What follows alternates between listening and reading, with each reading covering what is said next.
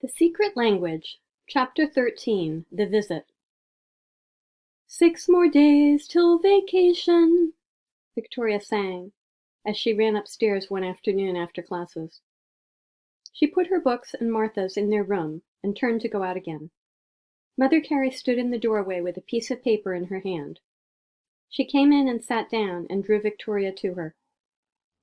"Vicky," she said, "your mother has just written me that she has to go out of town again next week. She is very disappointed and unhappy. She wanted me to tell you, dear. She is writing you too." Victoria stared at the house mother in disbelief. "But she'll be back in time for spring vacation," she finally said firmly.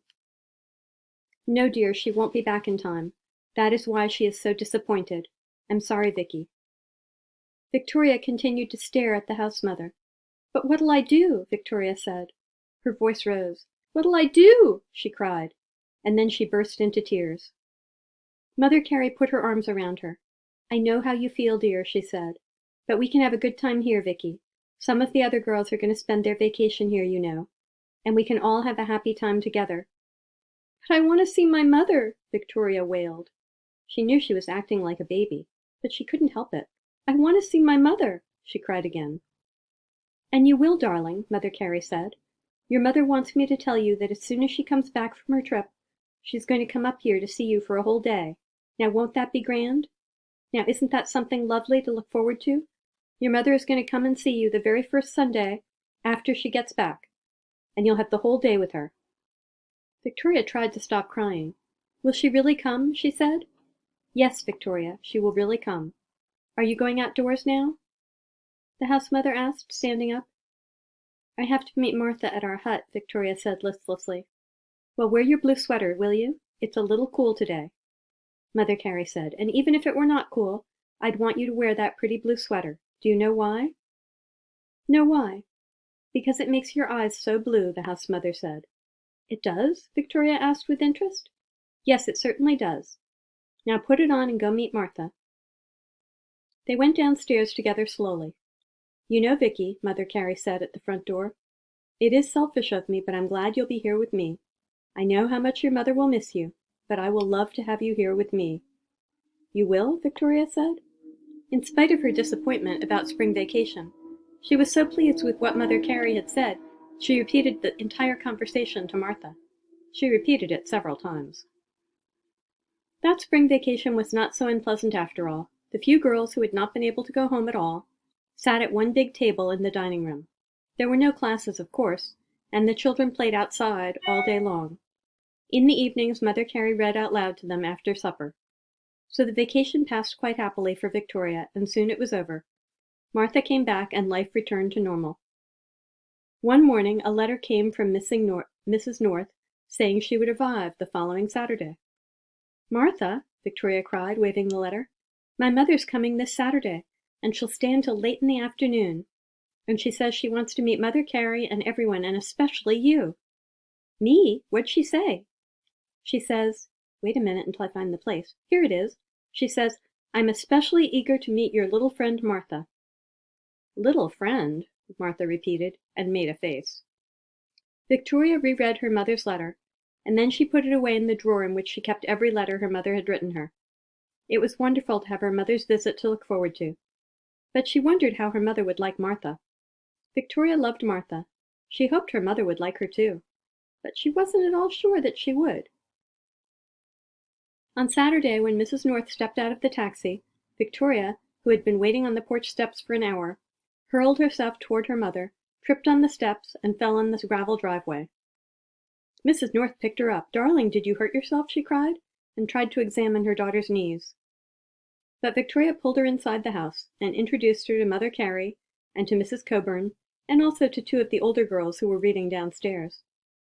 Then Victoria took her mother upstairs to show her their room. Martha had disappeared. Mrs. North looked at Victoria's knees and saw they were all right. Then she sat down and looked around. "It's a sweet little room, dear," she said, "but Mother is worried about the double-decker bed. Why don't you sleep in the lower one? I'm so afraid you may fall out of the top one, dear. Martha is older than you are, and I think that perhaps she should have the upper bunk." "Oh, no, Mother. She lets me have the top bunk. The bottom bunk isn't nearly as much fun. Please don't talk about it in front of her." "Well, all right," Mrs. North said reluctantly. "Now sit down beside me, darling, and let me look at you." They talked for a while. Victoria showed her mother her arithmetic book, which her mother agreed looked very hard. Next, Victoria showed the marbles Sue had given her in exchange for Victoria's blue fountain pen. Her mother said that she thought Victoria should have kept the fountain pen, but she didn't scold her. Then Victoria took her mother over to the school hall and showed her the library. At dinner they sat at Mrs. Coburn's table. Mrs. North was tall and slim, and she wore a lovely blue dress and a broad-rimmed black straw hat. Victoria was sure she was the prettiest mother who had ever visited the school. After dinner, Mrs. North suggested that she and Victoria and Martha go for a walk together. Victoria went to find Martha, and although Martha didn't want to go for a walk, she said she would come. They started down the road toward the old Perry house. Mrs. North walked between the girls, swinging Victoria's hand. She held out a hand to Martha, too, but Martha trudged along with both hands awkwardly stuck in her belt. No one said anything for a long time. Finally, Mrs. North turned to Martha and said pleasantly, "Do your parents live in New York, dear?" "Yes, they do," Martha said, "on West 64th Street. She gave a big sigh and added, oh boy, I'll sure be glad to get home again.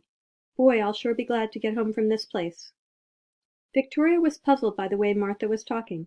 She had never before said, oh boy, and she spoke in an unfamiliar, hoarse voice. Victoria looked up at her mother. She did want her to like Martha.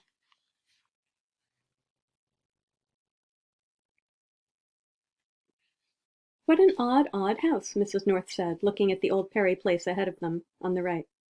"I love old deserted houses. Do you think we could look in a window?" "Sure, why not?" said Martha. "Sure." Mrs. North took off her hat and put it on the ground. She ran her hands over her lovely fair hair, and then stepped to one of the windows and peered in. "I love old houses," she said again. Martha and Victoria stood watching her for a few minutes. Then Martha began to hunt around for a good blade of grass to put between her thumbs and blow on. She had recently learned to make a loud noise that way, and she liked to make it. As Mrs. North turned away from the window, Sue Burton and Ellen Mindendorfer and some other girls came along the road. Sue's shrill voice floated across the field to them. "Well, I don't care what you think, Miss Smarty Eleanor," she said. "I just happen to know that—" The rest of her sentence was lost as they walked past. "Who are those little girls? Are they special friends of yours?" Mrs. North asked, shading her eyes with one hand. "Oh, they're just some of the dumb kids," Martha said in an offhand way. "Some of the dumb kids?" Mrs. North turned to look at Martha. "Dumb kids," she said again. "Why, Martha, that's not a nice way to speak of your little friends."